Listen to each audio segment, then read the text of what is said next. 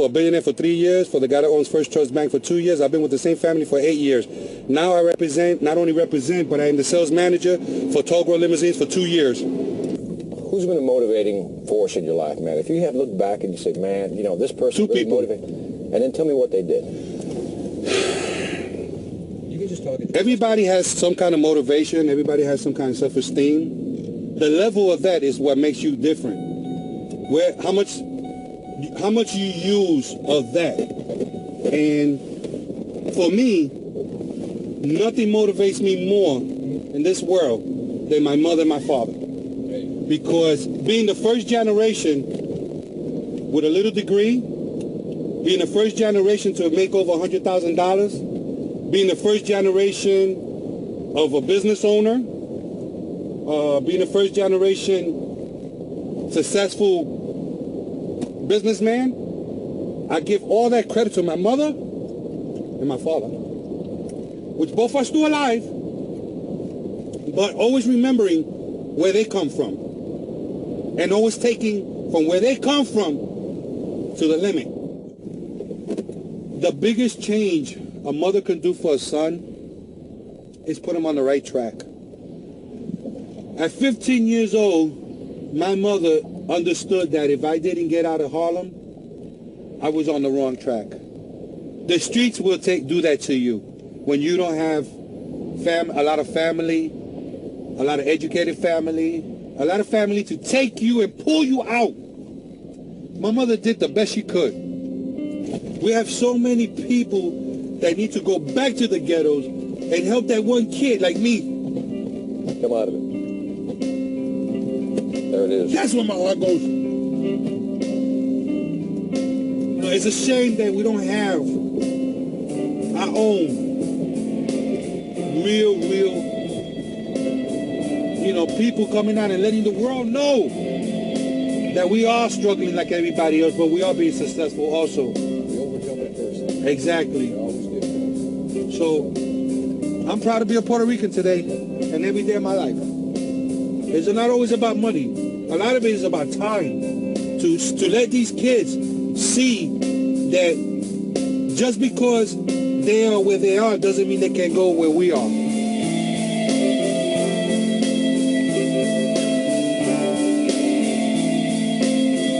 It's just another story in the jungle. That's all it is.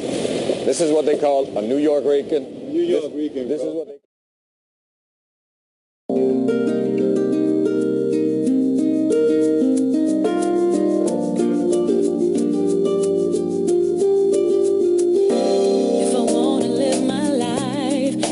take some sacrifice to step inside my light, to embrace the infinite, to embrace the limitless. I gotta see beyond my senses, 'cause the universe just wants me to say yes, to live my dreams and be all that love is. So I sang my song. It won't be long for faith. The reality of getting to the place actually hits you. And as we were coming up, did you see all those people? There were like just massive amount of students down there. So when you see the crowd and how big it's going to be, and now it's right in front of you, that's when that little part kicks in, that little nervousness. Why am I a little nervous? I don't know. Like I said, it's just a big crowd. I got to run the speech in my head, so I got to pull out my throw-up bag. Where's my throw-up bag? Damn it. Where the hell did I put that throw-up bag? All right, so here's what we're going to talk about tonight. The acronym for today is OMMOTZ. O, optimism. I'll tell a Martin Sullivan story there. M, this is when I'll try to transition and talk a little bit about my mother, because everybody wants to hear how I got out of the hood, got my degree and all that good stuff. I joke a lot about my GPA and how bad it was, you know, that whole thing. You heard that earlier. The M right here, I never told this story before, but I'm going to tell this story about when I went to a March of Dimes event and actually donated my time to the Special Olympics and how hard that was. And also it's going to be an uplifting story about how, you'll have to hear the story. This O right here is a tribute to Octavio Mateo. That was the guy that was a ship director that I mentioned. And he's the guy that really helped me. And I really want to emphasize to students that there's people on campus that can help them if they run into trouble. We lived off of food stamps, government cheese, powdered milk. We were poor, poor, poor, poor, poor. You know you're poor when you change the TV with a what? Pliers. You know you're poor when you use a what for an antenna? Hanger. Thank you for feeling my pain. All right? We were poor, folks. Today I live what is known as a very nice zero-debt life, which means I don't know anybody, anything, and I live a nice life. Could I ever have imagined this life?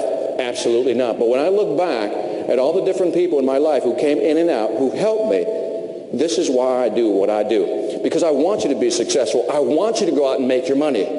Because I want you to build your own companies, rise to the top, do whatever you got to do. And here's the second reason I want you to be successful. Because then I want you to help somebody else build their company and rise to the what? The top. The T is going to be like a transformation mechanism. What's a transformation mechanism? It's when I'm going to take this one item, basically present something that's impossible, and then make it possible. More to come later. And the Z, always got to end on a cool story. So I'm going to tell a good zip-lining story at the end there. So again, MATS. That's my acronym for today. And my job is to bridge each of these stories together. And at the end, what's not on here, I always end with the Logic of Success pledge. That goes something like this. I pledge allegiance to my thing. Rise above doing what you love, make that dough doing what you know, and those who laugh can kiss my assets. Get the idea? So we'll see how it goes tonight. So time to roll it. I'm going to bed. I think the theme, something that hit me, when I was in the room thinking about it, I think the theme is going to be finishing the race. In other words, if you started something, you got to finish it, no matter the obstacles, no matter what comes at you. So you're going to hear me repeat that phrase 2 or 3 times. That's going to be, I decided to wrap it around that theme, finishing the race. Here's one of the messages I want to send out. Is college going to be tough for you? Absolutely, folks, but can you guarantee me one thing? You got to finish the race. It's a competitive society out there. Today, a bachelor's degree is your basic starting point for getting into corporate America. You got to finish the race. I don't care what your GPA is. I want you to finish the race. Now, let me be clear. I'm not saying, woohoo, whatever your GPA is, I don't care. And I'm not saying that. I want you to get the best GPA you can, but I want you to what? Finish the race. Today, I'll speak for about 45 minutes. 2,500 kids will hear that speech. All 25 will pick their own moments in time. In that speech, they'll say, that touched me. That resonated with me. From that point forward, I can't control anything else. But I'm hoping that when they go back to school and they're sitting in their dorm room, laboring over some exam that they have to take the next day, studying hard, they're crying because they can't figure this stuff out, much like I did, that they go, the guy said, finish the race at any cost. You got to finish the race. And they go, screw it, let's go do it and not quit. I think it's egotistical to think that I can change somebody's life. I think it's egotistical to think I can change somebody else's life. I can't. I can only provide a slight push. That's it. You think of any person's success from A to Z. Between A to Z, there are many moments of truths, moments that happened that kept pushing them forward. I am just one simple moment in from A to Z, in a bunch of little moments along that path. You're part of the success process, and you're not the pivotal point. You are just throwing a stone in the water. When I wanted to get out of the neighborhood, it was all about, getting out of the hood, man. Just, no more food stamps, government cheese, powdered milk, that whole bit. You just wanted to get out, So when I graduated, I moved to Minnesota, went to work for Honeywell. It's no secret. Great company. And, it was one of those things that, I thought I'd hit the American dream right there. Go to school, get the education, get the degree, and get the J.O.P. And so I was happy. Like anything else, you're happy for the first year. You're like, making some money. You're not poor anymore. The option was if I didn't go to college, I had to work in a factory. That option was out. So I said, you know what? I'm going to college. And what do you think was the primary motivating factor for me to go to college? Yell it out. Who said money? Who said money? You think that I would go to college just to get a job for money? You think I'm that shallow? You would be correct. And so what happened is the first year goes by, money makes you happy. Second year goes by, the money Isn't sustaining that happiness. By the third year, I'm not liking my job. What happened in those 3 years? Corporations happen. You know what's wrong with corporations? Here it is in a nutshell. They're run by people. And that's always going to be the problem. Corporations are run by people. And because they're run by people and people are imperfect, you always have an imperfect company. And when emotions get involved, politics get involved, favoritism, I don't care, nepotism, any type of ism you want to throw at it, something eventually happens where you go, I don't want to do this anymore. One day, quit, got another job. And that's actually how I started getting into sales. I started doing more what I call removed from engineering, more what I call application work. And then one day in this new company, they need a manager to travel Latin America to do sales and training. That's where I met my mentor, Jose Santana. And this is 1992 when I first got into sales. And that guy right there, Jose Santana, he's from Cuba. This guy was the ultimate salesman in my book. We all come across people in our lives who are just fantastic salespeople. This guy was awesome. I followed him around for almost a year in Latin America. First of all, he had a voice like Ricardo Montalban. He would talk like Oye Victor. I mean, he had this beautiful, sultry voice. When customers would see this guy, they would want to hug him. And whatever he was selling, guess what? They were buying. And so I followed him around for about, like I said, for about a year, maybe a little more. And I think everything I learned in sales, as far as relationships, how to deal with people, how to treat people, I learned from that guy right there, Jose Santana. The great thing about being in sales is that there's no hiding. You have a number. You have to hit that number. There's no excuses. Nobody wants to hear them. You had a quota. Did you hit your quota? Bam. A very objective, empirical metric. In corporations within the organization, the responsibility is so diluted amongst different responsibilities that if a project doesn't get done, well, marketing didn't give us this on time. If that would have happened, we would have had that on time. Well, maybe if we had coordinated better and really had planned to strategically do all that. I think the first sale you have to make is to sell yourself on the actual product. And if you can't sell yourself, who the hell else is going to believe you?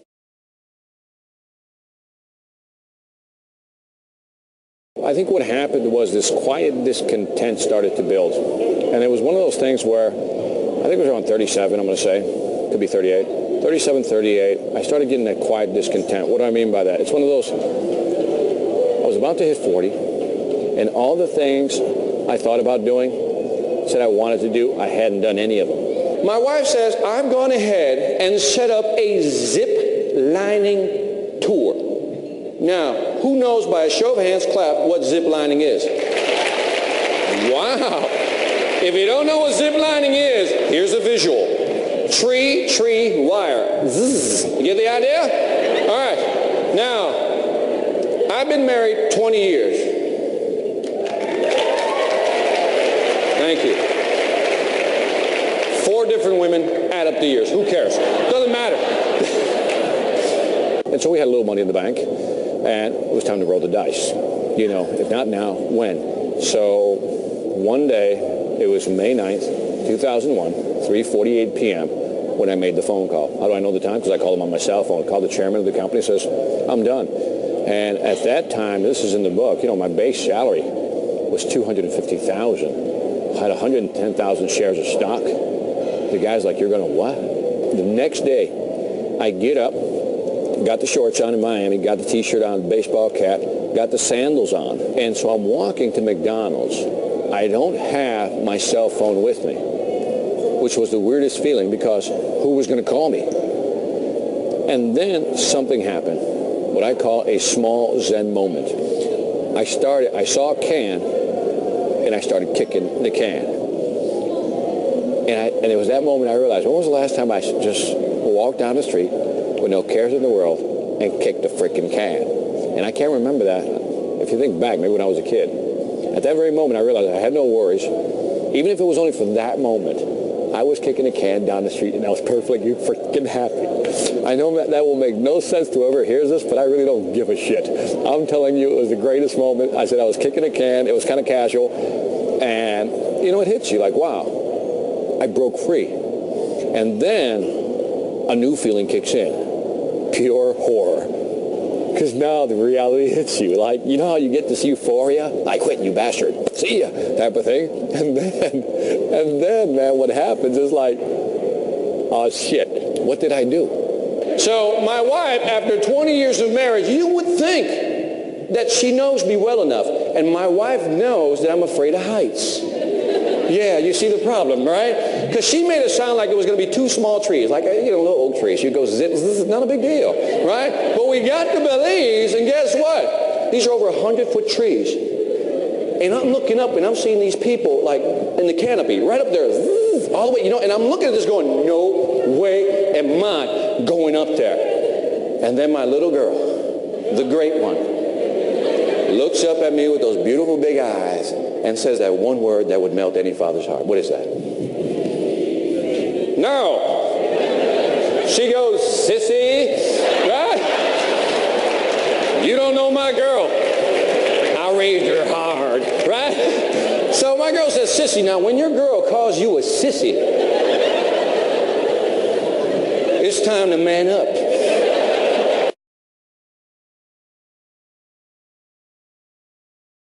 If you don't know the organization, basically you get like 10 speeches, and each speech is supposed to help you improve on different aspects of speaking. The first speech I gave was, man, it was horrible. It was pretty pathetic. I'm glad I don't have that tape. I don't think I could see it again. And so I looked at my first tape. I said, man, I suck. The second speech got better, third, fourth, fifth, so forth. I completed all 10. It took me about a year, maybe a little bit over a year to complete all 10 speeches because you don't do them right after the other. The second year, there was a competition. And what it was is that everybody in Toastmasters in that little organization could compete to go to what they call the area level, the next level, and compete with other Toastmasters organizations. So we held the competition within our little group. And that year, the second year, I had to compete against Hale. And Hale Meserole was one of the most eloquent speakers I'd ever heard. The guy was, he was like a gentleman when he spoke. I mean, it was just like, it was regal. I mean, the man was just regal when he spoke. And I used to look at this guy like, holy shit, look at this guy speak that way. Now, he wasn't like rah-rah. The man was regal. He didn't need to get emotional. He just talked, and you just listened, and you enjoyed it. I didn't win. I was devastated. I was like, but again, when you lose to a guy like that, you're not feeling too bad. Fast forward, make a story short, third year, you know what happened. Kid Vic got it. I actually beat him. And the guy was gracious enough to come over and says, man, it was excellent, Victor. Congratulations. And so, as I went back to my working career, I got the bug. You know how you get the bug? But you let it sit there? And I guess the bug was getting bigger. The last company I was with, before I really got the bug, they gave us tickets. The organization was called Peak Performance, and they gave us these tickets. The company bought tickets, and every month, Peak Performance brought in some of the top speakers. That's when I saw Zig Ziglar for the first time. I was like, holy shit.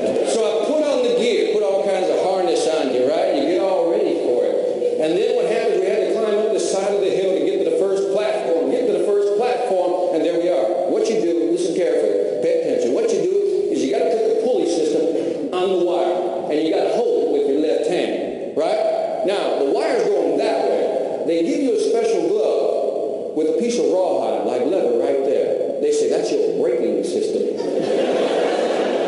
Fast forward, if I say from 95, I mean, think about it. I walked away in 2001, so it's like something that built over, what, almost 6 years?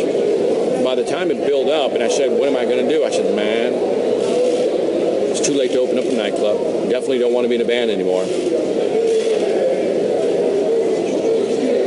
Let's go do it. As you're zipping, you're holding down like this, and you let your hand right on top of the wire. And the guy says, now listen carefully. When you get halfway, you're going to start picking up speed. But you're also going to start seeing the other tree. What you need to do is to slow down. And this is how you do it. He says, what you need to do is tap, tap, tap, tap, tap. You know, just gently tap the brake, right? He says, whatever you do, do not try to stop on the dime. He says your arm will come out of its socket. Now, You know how people give you too much information? If you're too uptight, you're not going to like my humor. You're not going to like my style of speaking because you're expecting a more, you know, basic speaking. We're ready. It's our turn. There we are on the platform. Visualize it, okay? I let my wife and kids go first because that's what real men do, right? I let them go first. Wait. What does society say? Let's go by norms. Women and children what? That's all I'm saying. That's all I'm saying. People are getting smarter. And today, in a world of high-tech society, we have access to the internet. We can now download videos from other speakers, audio. We got all access to this information. The question is, how do you differentiate yourself as a speaker in this market? And if you don't have your own style, you're screwed. It was my turn, and sure enough, I start zipping. Now, I don't know if I jumped off. I can't remember. I really can't. He may have pushed me off. It's not a big deal. I don't think we should talk about it. By the way, I do have pictures, but I will not show you the video because there's no point in seeing a grown man scream. It's just wrong, right? On so many levels, it's wrong, right? Look, there's nothing new in the world of motivation as far as new material. The only thing new is how you deliver the content and make it more impactful on the individual, period. I'm zipping, right? And you're like, zzz, right? And I start zipping, and I tell myself, don't look down. You ever notice when you tell your brain not to do something, it does the what? Exact opposite. So I look down and man, the floor is a blur, my feet are dangling. I'm like, this is not good. And then I see the other tree and I start what? Yeah. And sure enough, I get to the next platform and you know, I kept going, I kept making it. Now, let me ask you a question. Do you think I was scared? Do you think I was scared? But would you also agree that it was probably what? Exhilarating, wasn't it? Because everything you ever try for the first time, is it going to be scary? Absolutely. But is it also going to be what? Exhilarating? Absolutely, folks. It's about, oh geez, we got about another hour and a half before mic check. Yeah, now I'm starting to think about it a little bit. Going, I got to speak to a large group. Really, that starts setting in real quick about now. Am I nervous? Not really. I met this kid named Carlito, 3rd grade, and you know, it was one of these kids that if God had come down and said, "Here's the coolest 3rd grader you'll ever meet," that was Carlito, you know. I met him in 3rd grade, and it was funny, you know, we hit it right off the bat. You know, the teacher had asked me, you know, who would show Carlito, you know, around the school. I was in 3rd grade, you know, I was like, yeah, I'll do it. And Carlito always appreciated the fact that I raised my hand, you know. So I showed him the lunchroom, you know, and everything, and after lunch we went outside, and I thought he was going to need some partners to hang out with, right? He got outside, man, the kids just ran after him, man, the older kids, because his father, I found out later, ran the Little League team, right? So his father ran the Little League team. And so he was popular already, man. 3rd grade kid was like, I mean, you know. And so as the years went on, you know, it's like his coolness just grew. You know what I mean? I mean, you had to see him. It was like by 8th grade, all the girls wanted to be with him, all the guys wanted to be him, you know. And we went to high school together, and it was really cool, man, because we decided to share lockers in the first year, right? And it's like his coolness carried over. You know what I mean? The guy would put on clothes, and he just fit right. His hair was feathered perfectly. You know what I mean? The whole bit. And, you know, during that time, I always say that, you know, I met my first true love, right? In high school, and it was Angelina Santiago. And, you know, and everybody else goes, oh, that's so sweet. And I go, man, Carlito got her. You know? And so, which is true. And so by, you know, and then Carlito started getting into things, you know. And by his 2nd year, you know, man, he was selling weed out of our locker. And, you know, if you know my mother, you know the chancleta, it was time to separate. And so by 3rd year, he had gotten his girlfriend pregnant, a different girlfriend pregnant. And he never made it to the 4th year, just dropped out somewhere between 3rd and 4th year. And I didn't see much of him afterwards. But I remember after graduation, I remember one summer day, it was close to the time I had just gotten up a job in my first job, you know, the Honeywell job in Minnesota. And I saw him. I went down by Lake Michigan with a couple of friends, and I ran into him, you know, and he seemed to be doing okay. You know, you can never judge, you know. And that was the last time I saw him. And so I moved up to Minnesota, and a few years later, I remember out of nowhere, I remember it was like a February morning or something, cold as hell in Minnesota. And my brother called me up, you know, he says, you know, Carlito's dead.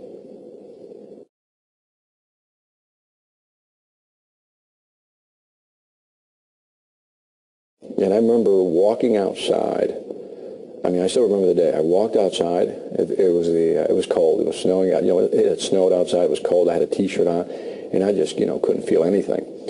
And I remember that, you know, I wasn't sad. It was like I was mad. And I didn't understand why I was mad till, you know, sometime afterwards. And this is the reason I was mad.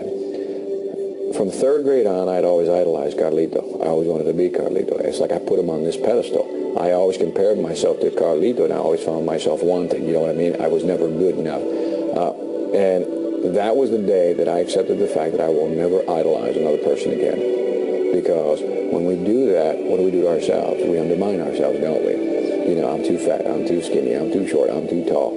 And in the end, it doesn't matter who we are, you know, as far as our weight, height, the whole bit.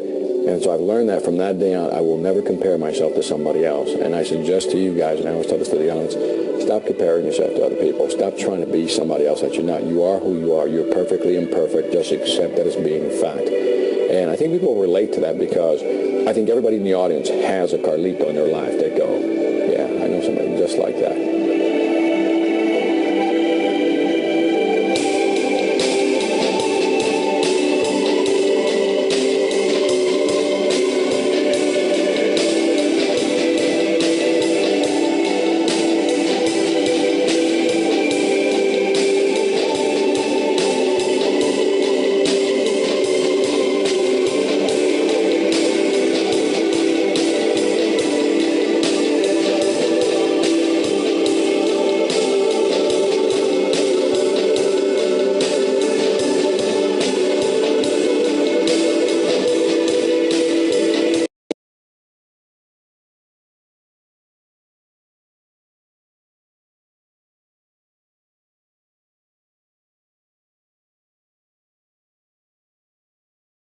More in this world than my mother and my father, because being the first generation with a little degree, being the first generation to make over $100,000, being the first generation of a business owner, being the first generation successful businessman, I give all that credit to my mother and my father, which both are still alive, but always remembering where they come from.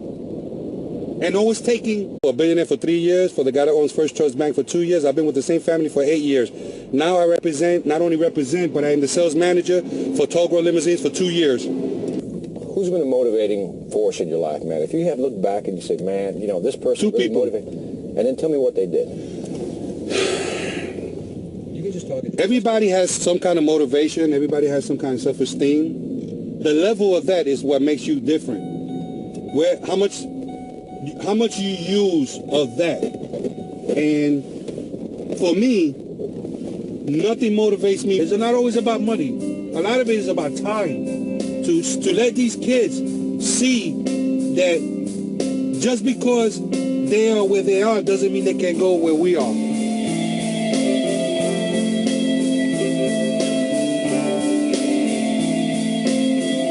It's just another story in the jungle. That's all it is. This is what they call a New York Rican. New York Rican. This is what they.